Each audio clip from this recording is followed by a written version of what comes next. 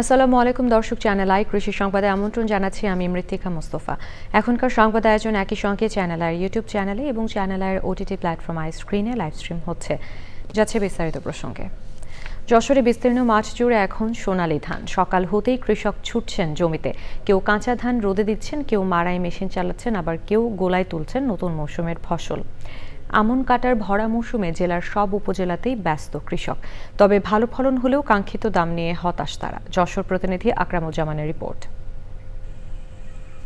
কৃষি সম্প্রসারণ অধিদপ্তরের হিসাব অনুযায়ী জেলায় মোট আমন জমির প্রায় ৭০% ধান ইতিমধ্যে কাটা হয়েছে। ফলে ধান চালার শব্দ, ধানের চাতালে রোদ লাগানোর দৃশ্য আর নতুন ধানের গন্ধে গ্রামের পরিবেশে নেমে এসেছে উৎসবের আমেজ। চাষিরা বলছেন, বাজারে নতুন আমন ধান মন প্রতি ১২৫০ থেকে ১৩০০ টাকায় বিক্রি হচ্ছে। কোনো কোনো অঞ্চলে দাম আরও কম। আমরা ৫১ ধান লাগাইছি, ৫১ ধান খুব ভালো হয়েছে, মন ধান হয়েছে ১৭ কাটায়। পর্যাপ্ত পরিমাণ ভালোই, কিন্তু ধানের ন্যায্য মূল্য কৃষকরা পায় না।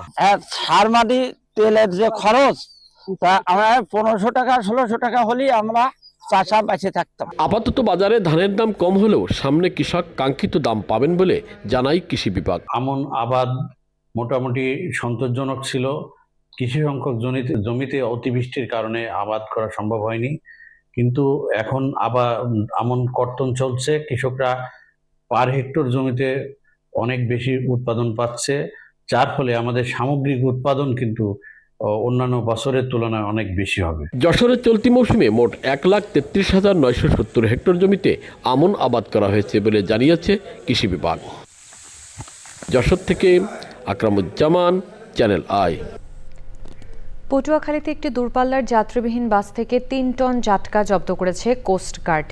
এই ঘটনায় ওই বাসটি জব্দ করে চালককে ৮ মাস ও হেলপারকে ৬ মাসের কারাদণ্ডাদেশ দিয়েছেন নির্বাহী ম্যাজিস্ট্রেট ও সদর উপজেলা নির্বাহী অফিসার রওজাতুন জান্নাত। পরে জব্দকৃত জাটকা বিভিন্ন মাদ্রাসার লিল্লা, বোর্ডিং, এতিমখানা ও দুস্থদের মাঝে বিতরণ করে প্রশাসন।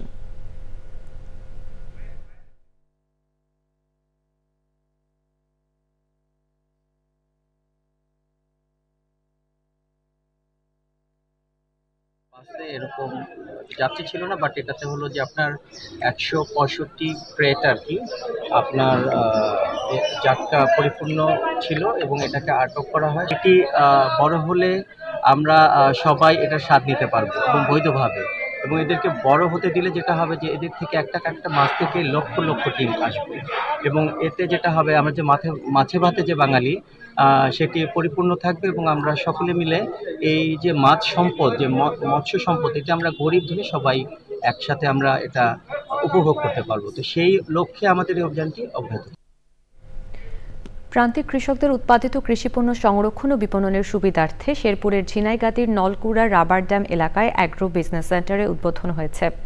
বিজনেস সেন্টার নির্মাণে পৃথক ৩টি প্রকল্পে প্রায় ৮ কোটি ৯ লাখ টাকায় শস্য গুদাম, চাতাল, কৃষি যন্ত্রপাতির ওয়ার্কশপ, ক্রয় বিক্রয় কেন্দ্র, খাল পুনঃখনন, সংযোগ সড়ক সহ বিভিন্ন অবকাঠামো নির্মাণ করা হয়েছে। এতে আশেপাশের অন্তত ১,০৯৩ হেক্টর জমি আবাদের আওতায় আসায় প্রায় ১,৫০০ কৃষক সরাসরি উপকৃত হবেন।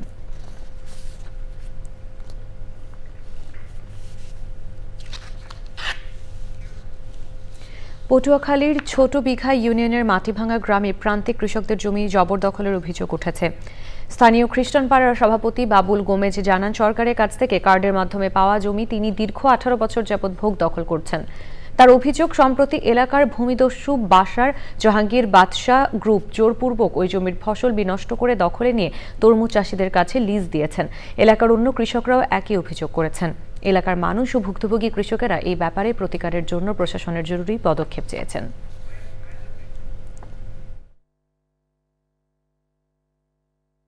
আমার এই জমি কিন্তু ৮৬ সালের কাঠ সম্বন্ধে এই মামলা মকদ্দমা বহুত গেছে।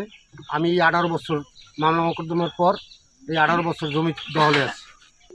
এই বসার জাহাঙ্গীর বাদশাহ এরা মিল্লা আমার জমি জোর দখল করে তরমুজলা বান্যা আমার জমির দুধ কলম ধান ছিল, বোনা বীজ ছিল, সব গরু দিয়া খাওয়াই হেলাইছে।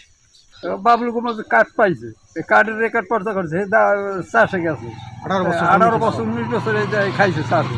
এই বছর শেখ হাসিনা চলে গেছে, এই জায়গা দেওয়া লাগছে। চ্যানেলের কৃষি সংবাদের আজকের আয়োজন এ পর্যন্ত। পরবর্তী সংবাদ আয়োজনে আমন্ত্রণ জানিয়ে শেষ করছি। ধন্যবাদ সবাইকে।